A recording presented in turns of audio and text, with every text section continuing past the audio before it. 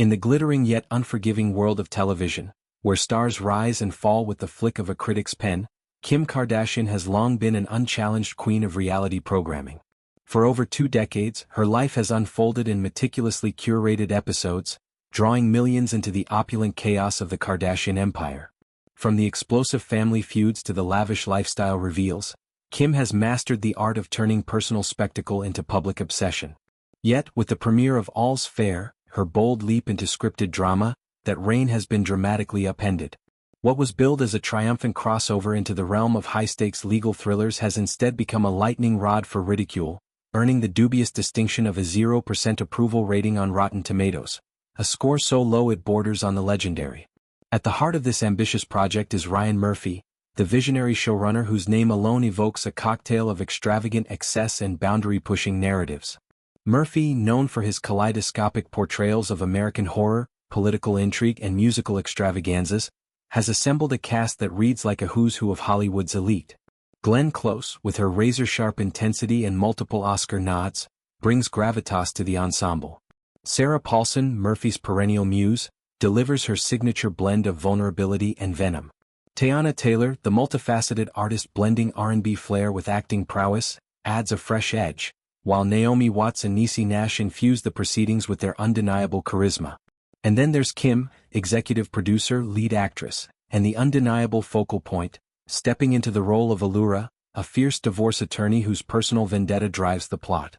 The series unfolds in the cutthroat corridors of Los Angeles law firms, where ambition clashes with betrayal in a symphony of courtroom battles and boardroom betrayals. Allura, portrayed by Kim, is a woman scorned, vowing to dismantle the empire built by her younger husband, a gold-digging opportunist who married her not for love but for her fortune. This central conflict sets the stage for a narrative that promises empowerment, revenge, and the unyielding pursuit of justice among a cadre of high-powered female lawyers who break away from their stifling firm to forge their own path. Guest stars like Brooke Shields, Elizabeth Berkley, Jennifer Jason Leigh, and Judith Light pepper the episodes as clients entangled in webs of marital discord and corporate espionage, adding layers of star power to an already stacked lineup.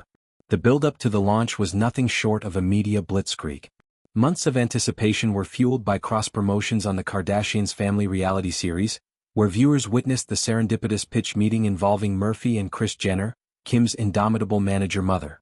Slick trailers teased shadowy courtroom scenes, pulsating with tension and glamour, while viral social media clips captured the cast's globe-trotting press tour, from London's fog-shrouded streets to Los Angeles' sun-drenched premieres. Kim, ever the savvy marketer, leaned into the narrative of transformation, sharing behind-the-scenes glimpses of her rigorous preparation, line memorizations at dawn, accent drills in luxury hotel suites, and costume fittings that blended power suits with Kardashian-level couture. Yet, for all the hype, the absence of advanced press screenings should have been the first ominous bell. Critics, starved of early access, dove into the first 3 episodes upon their Tuesday release on Disney Plus and Hulu, emerging not with measured praise but with a torrent of disdain.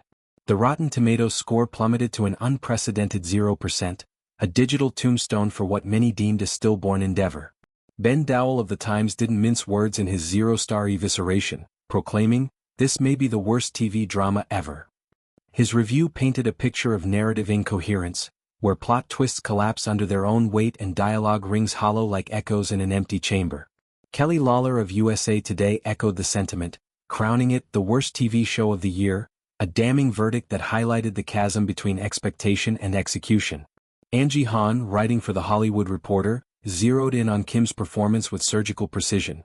Kardashian's performance, stiff and affectless without a single authentic note, is exactly what the writing, also stiff and affectless without a single authentic note, merits. It was a brutal symmetry, Kim's novice stiffness mirroring a script that failed to breathe life into its characters.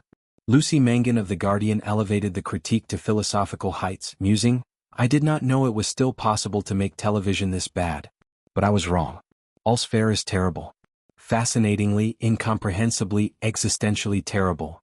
Her words captured the surreal horror of watching talent squandered, with Naomi Watts, twice nominated for an Oscar, reduced to preens and pouts and poses in search of a character, evoking the cringeworthy antics of a bygone era's legal dramedy. Even those doling out a solitary star, like Ed Power of The Telegraph, couldn't salvage the wreckage. Power laid the blame squarely at Murphy's feet. Ryan Murphy is the high priest of tacky, tasteless television, and this year he has outdone himself with a show of mind-bending horror sure to trigger nightmares in the unsuspecting viewer. The critique extended beyond acting and writing to the very ethos of the production, a glossy veneer masking a void of substance. Anisha Rao of India Today delivered a half-star verdict laced with cultural bite. This isn't Law and Order, it's just luxury loud and lost in translation. All's Fair is a style statement disguised as storytelling, a glossy courtroom where contour wins over content. In Rao's view, the series prioritized Kardashian aesthetics, flawless makeup, designer wardrobes, over any semblance of legal intrigue or emotional depth. Viewer reactions mirrored the critical onslaught, flooding social media with unfiltered bewilderment. On X, formerly Twitter, the platform's rapid-fire discourse amplified the dismay. LMAO Kim is so monotone I can't, one user lamented, capturing the widespread frustration with her delivery. Another decried, Kim Kardashian cannot act and she need to stop touching her face, zeroing in on a tic that became a meme-worthy distraction. Trying to watch All's Fair but I can't with Kim Kardashian, confessed a third, while exclamations like, all those amazing actors and Ryan Murphy puts Kim Kardashian in it too? WTF? Underscored the perceived mismatch. Queries such as, why is she so stiff? And admissions like, damn Kim K really can't act she's so monotone, you can tell she's acting nth comes natural painted a portrait of audiences abandoning ship early. This backlash arrives at a pivotal juncture for Kim, whose acting ambitions have simmered since her uncredited cameo in Disaster Movie back in 2008.